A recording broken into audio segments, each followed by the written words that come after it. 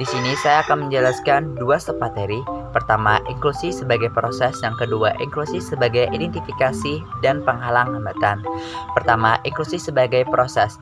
Pendidikan inklusi adalah penyelenggaraan pendidikan yang menyatukan anak-anak berkebutuhan khusus dengan anak-anak normal pada umumnya untuk belajar.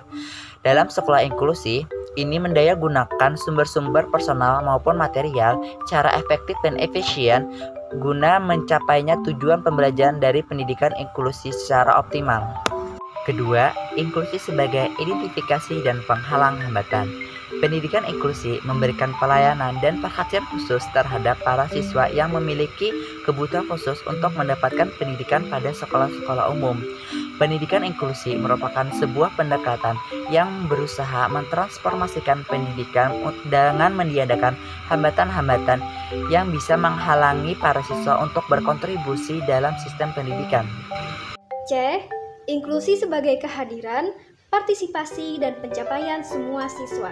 Yang pertama, inklusi sebagai kehadiran mengacu pada akses yang berlanjut pada skema pendidikan baik formal maupun informal. Yang kedua, inklusi sebagai partisipasi berkaitan dengan kurikulum dan aktivitas-aktivitas pendidikan yang mampu memenuhi kebutuhan dan menghargai hak seluruh siswa.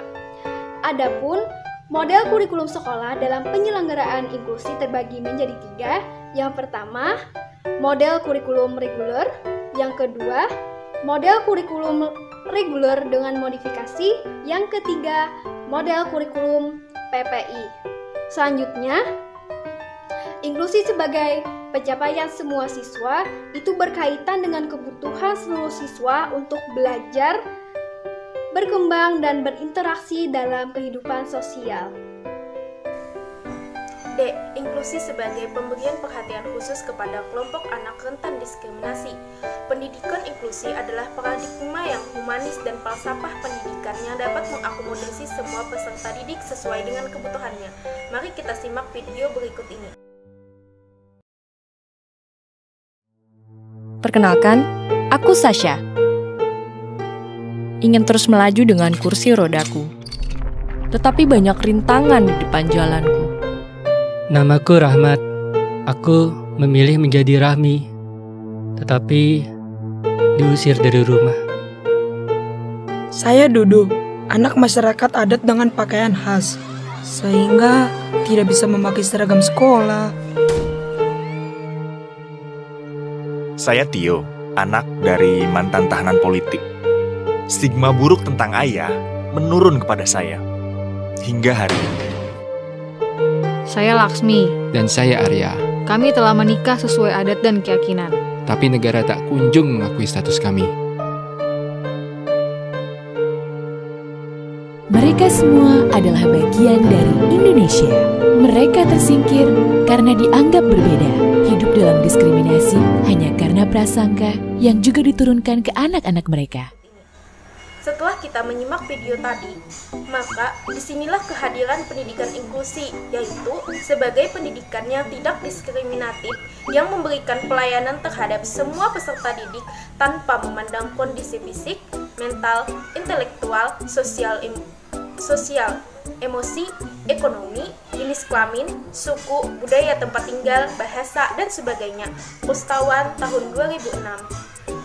Pernyataan Salamanca dan Kerangka Aksi tentang Pendidikan Kebutuhan Khusus tahun 1994 dalam Menghujati tahun 2011, konsep inti inklusi yang tersirat yaitu 1. Anak-anak memiliki keberagaman yang luas dalam karakteristik dan kebutuhannya. 2. Perbedaan adalah normal. 3. Sekolah itu perlu mengakomodasi semua anak. 4. Anak penyandang cacat atau berkelainan seyogianya bersekolah di lingkungan sekolah tempat tinggalnya. 5. Partisipasi masyarakat. 6. Pengajaran yang berpusat pada anak adalah inti inklusi. 7. Kurikulum yang fleksibel disesuaikan dengan anak. 8. Inklusi memerlukan sumber-sumber dan dukungan yang tepat. 9. Melaksanakan hak asasi manusia secara penuh.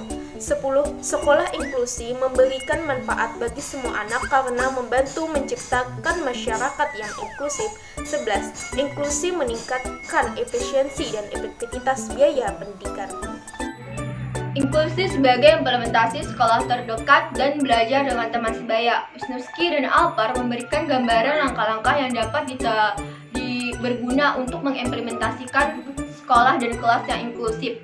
Yang pertama ada pengembangan jaringan kerja, yang kedua ada sumber penilaian sekolah dan masyarakat, yang ketiga ada tinjauan terhadap penerapan strategi inklusif dan yang keempat ada strategi penerapan inklusi, dan yang terakhir ada pengembangan umpan balik dan sistem evaluasi. Peranan teman sebaya sangat penting bagi anak berkebutuhan khusus karena dapat mempengaruhi perkembangan dan pola pikir anak tersebut. Selain itu, teman sebaya juga dapat berperan sebagai tutor sebaya yang mana merupakan peserta didik yang dipilih untuk membantu dan membimbing anak yang mengalami kesulitan dalam belajar. Hal tersebut dikarenakan hubungan teman dengan teman umumnya lebih dekat dibandingkan hubungan guru dengan peserta didik. Salah satu metode yang dapat diterapkan untuk meningkatkan kompetensi sosial anak berkebutuhan khusus yaitu dengan menggunakan Peer Mediated Body Program. Kali ini saya akan menerangkan inklusi sebagai upaya memprofesionalkan guru yang profesional memiliki tugas utama mendidik, mengajar, membimbing, mengarahkan, melatih, menilai, dan mengevaluasi. Nah, sekolah-sekolah yang akan menerima siswa dengan kebutuhan khusus akan memiliki guru pendidikan khusus. Nah, guru pendidikan khusus adalah guru yang sekurang-kurangnya lulusan dari S1 pendidikan luar biasa dan atau pendidikan dengan KPLB pendidikan khusus sebagai layanan untuk memberikan pendidikan kepada siswa-siswanya. Nah, hal ini sesuai dengan tuntutan keprofesionalan guru yang terutama untuk menangani peserta didik yang beragam. Kita tahu bahwa peserta didik yang berkebutuhan khusus dia memiliki kondisi yang beragam. Ada yang bicara, ada yang tunarungu, ada yang tunanetra, dan lain-lain. Jadi guru bisa menangani mereka secara emosional, secara perlakuan dan lain-lain seperti itu. Pendidikan inklusi sebagai upaya mengembalikan sekolah umum sesuai jalurnya. Untuk mendapatkan pendidikan melekat pada semua orang, termasuk anak yang berkebutuhan khusus. Pemikiran seperti inilah yang mendasari anak berkebutuhan khusus juga berhak mendapatkan pelayanan yang sama seperti anak umumnya. Oleh karena itu, pelayanan pendidikan dapat diberikan kepada anak berkebutuhan khusus melalui sekolah terdekat dimanapun dia berada. Pada pendidikan inklusi, kurikulum yang digunakan juga berlaku pada kurikulum sekolah umum. Namun karena berbagai hambatan, kurikulum tersebut perlu dimodifikasi sesuai dengan kebutuhan. Pada sekolah umum, pemenuhan guru khusus juga kurang. Pada program pemerintah hanya ada guru BK pada sekolah umum, itu pun mulai pada tingkat sekolah menengah pertama. Melalui pendidikan inklusi, sekolah umum diharapkan menjadi alat untuk melawan tindak diskriminasi sesuai dengan hak masyarakat yang ingin belajar, termasuk mereka yang berkebutuhan khusus. Baik, di sini saya akan menjelaskan mengenai submateri inklusi sebagai paradigma layanan pendidikan, bukan sebuah label. Seperti yang kita ketahui, bahwasanya pendidikan merupakan kebutuhan wajib bagi setiap individu, termasuk untuk anak berkebutuhan khusus. Selama ini, anak berkebutuhan khusus mengikuti pendidikan sesuai dengan kelainannya. Tentunya, hal tersebut dapat menghambat proses saling mengenal dan juga interaksi anak berkebutuhan khusus dengan anak reguler serta masyarakat lainnya. Berdasarkan hal itu, maka lahirlah konsep pendidikan inklusi. Pendidikan inklusi di sini bukanlah sebuah label sekolah, melainkan sebuah paradigma layanan pendidikan untuk anak-anak yang menginginkan pendidikan yang adil, bermutu, dan juga tanpa diskriminasi. Sekolah reguler yang sudah menerapkan layanan pendidikan inklusi tidak perlu mencantumkan label inklusi pada sekolah tersebut, tetapi cukup mencantumkan di dalam visi misi sekolah tersebut.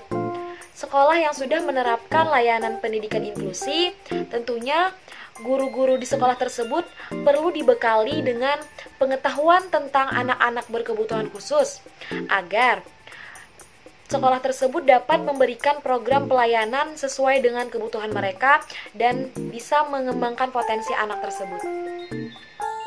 Dinamika pendidikan inklusif yang terakhir adalah pendidikan inklusif sebagai bagian dari inclusive society. Nah, pada dasarnya, sekolah penyelenggara pendidikan inklusif merupakan bagian dari masyarakat yang inklusif. Menurut Sopon Sevin, dalam bukunya Herlina menggambarkan 3 pola masyarakat yang inklusif.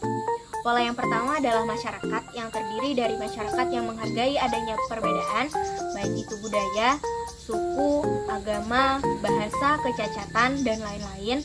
Yang kedua, tidak adanya diskriminatif. Yang ketiga, semua anggota masyarakat berpartisipasi. Pola yang kedua adalah sistem pendukung, yang mana terdiri dari pusat sumber dan imbas pusat sumber. Yang kedua, pendidikan usia dini dan pendidikan non-formal.